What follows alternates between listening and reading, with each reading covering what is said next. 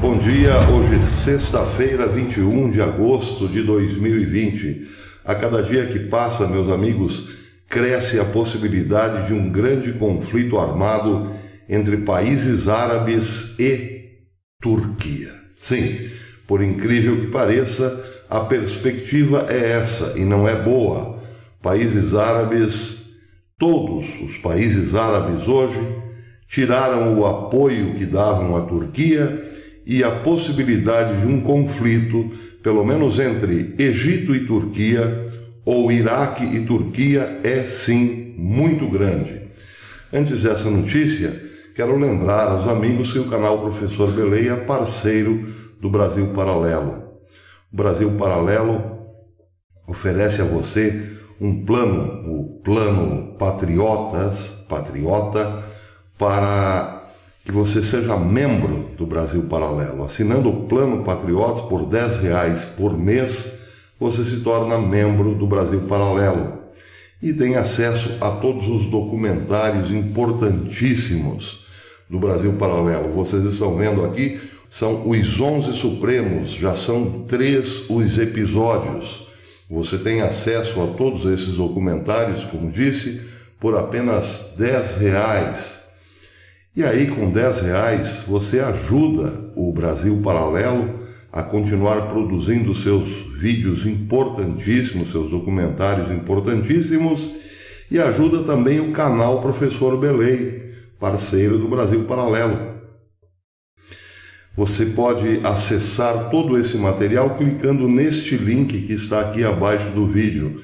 Se você se tornar membro do Brasil Paralelo por este site, por este endereço que está aqui abaixo do vídeo, você estará colaborando também com o canal Professor Belei.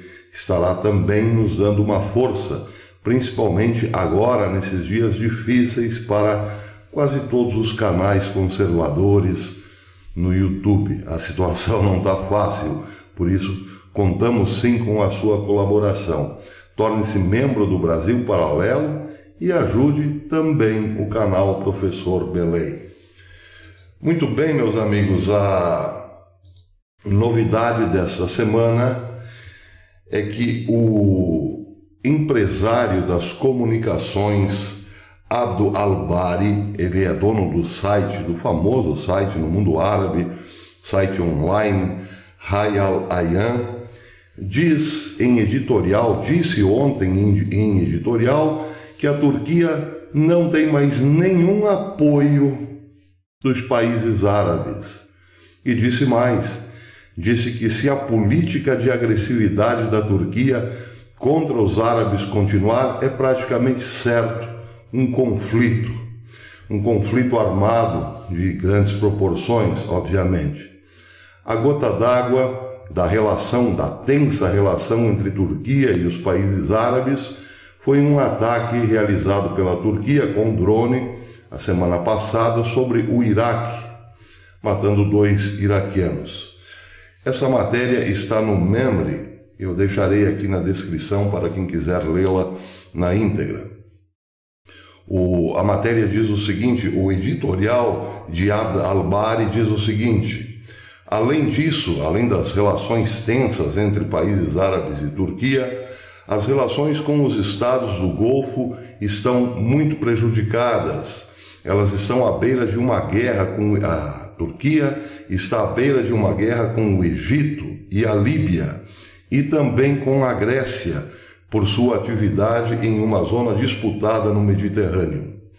O editorial afirma também que é difícil imaginar uma situação como essa, especialmente vinda de um país muçulmano que supostamente era aliado dos países árabes na sua causa contra Estados Unidos e Israel. Mas tudo isso mudou, e mudou radicalmente.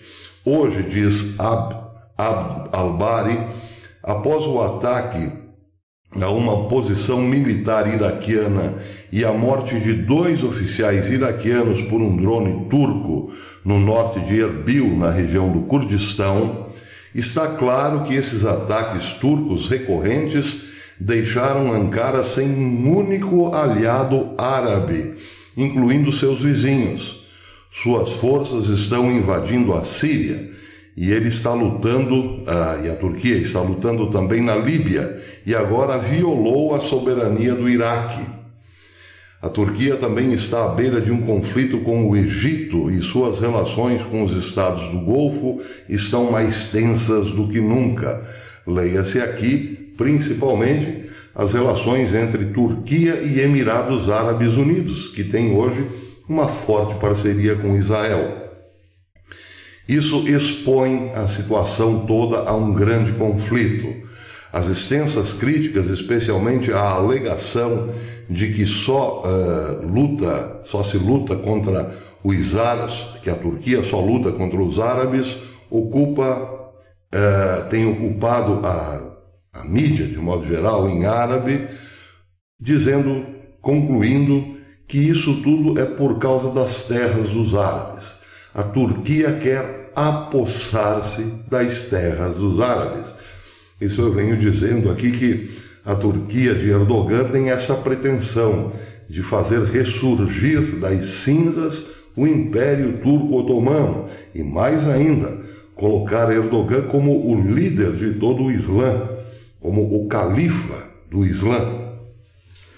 E termina Al-Abd al-Bari dizendo: esse fenômeno está aumentando gradualmente, o fenômeno Turquia, a ameaça da Turquia, e a liderança turca não parece entender os perigos eminentes inerentes a isso, os perigos de uma guerra. Pois bem, de fato a Turquia tem se saído muito ousada no terreno da geopolítica. Por que Erdogan está tão arrogante em relação aos árabes? Por que está tão ameaçador em relação à Grécia? Por que está colocando bases no Iraque? Já são 10 bases turcas dentro do Iraque, sem falar que está colocando armamentos cada vez mais pesados e mais tropas na Líbia. Por que a Turquia está tão topetuda, como se diz aqui no interior? Porque certamente tem um apoio muito forte vindos da China, talvez da Rússia e do Catar, que quer sim que haja um califado, um único califado para todo o Islã, e tem apostado exatamente na Turquia, na força bélica turca e no ímpeto de Erdogan, que em alguns redutos árabes é conhecido como o carniceiro Erdogan. Erdogan também quer livrar-se de toda e qualquer presença curda próxima à Turquia.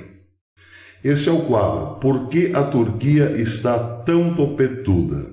Porque tem dinheiro e tem apoio. Apoio logístico, apoio financeiro, claro, como disse, tem dinheiro, e tecnologia fornecida pela China. A China quer ver o circo pegar fogo. A China é partidária da ideia de que é preciso dividir para conquistar. E ela quer sim, quer conquistar o Oriente Médio, quer fazer parte do gás da bacia de Leviatã que poderá abastecer toda a Europa, juntamente com o gás russo que poderá abastecer a Alemanha por um canal vindo de São Petersburgo, saindo de São Petersburgo até a Alemanha, depois disputar com a Rússia a hegemonia pelo velho continente, o continente europeu. Para tudo isso é preciso quebrar o Oriente Médio. Para quebrar o Oriente Médio é preciso que todo mundo entre em conflito com todo mundo. Pois é, quem imaginava algum tempo atrás que a Turquia poderia entrar em conflito com países árabes? Acho que pouca gente apostaria nessa ficha. Hoje, contudo, as notícias que vêm lá do Oriente Médio dão conta de que está cada vez mais próximo esse dia, o dia em que árabes lutarão contra turcos. Muito bem, a outra notícia do dia, bastante interessante, em relação ao líder da oposição russa, Alexei Navalny.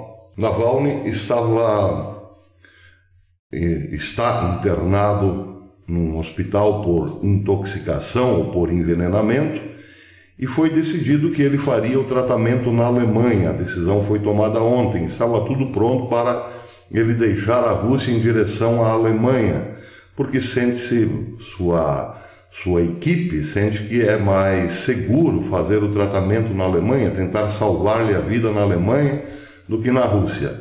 No entanto, o Kremlin proibiu a sua saída da Rússia.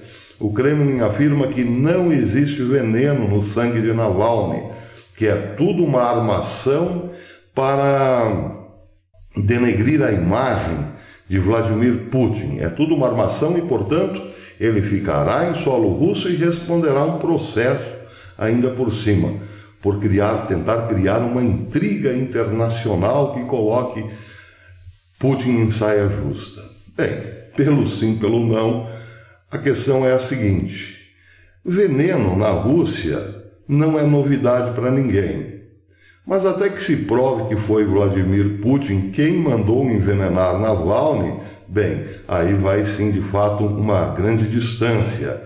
Putin está apostando que é tudo conversa fiada, Navalny não está intoxicado, não está envenenado. Já a oposição diz que sim, que ele está num estado gravíssimo, poderá morrer por envenenamento.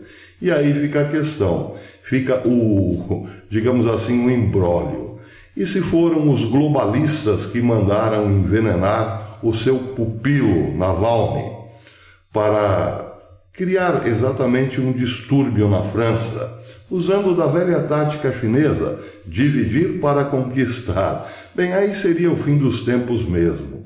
Quem diria que toda esta política que foi por décadas usada pela própria Rússia para desmontar o Ocidente estaria sendo usada hoje lá, na própria Rússia, novamente. Dividir para conquistar. Vamos esperar acompanhar o quadro de Navalny. Se ele morrer, é claro que estava envenenado. Se não morrer e continuar dentro da Rússia, é porque é provável, sim, foi uma armação. Seja como for, se Navalny estiver envenenado, as coisas podem sim complicar para Vladimir Putin, que não ficará caladinho, não baixará a cabeça, certamente irá para o contra-ataque. Nem na Rússia as coisas estão boas, imaginem os amigos. Até depois. Hoje, das 6h30 em diante, estamos no canal Brasil Agora, participando lá do canal Brasil Agora, que é nessa bancada com Dona Lucimar Neiler. Eu espero vocês das 6h30 em diante, Brasil Agora, com as notícias dessa sexta-feira. Até depois.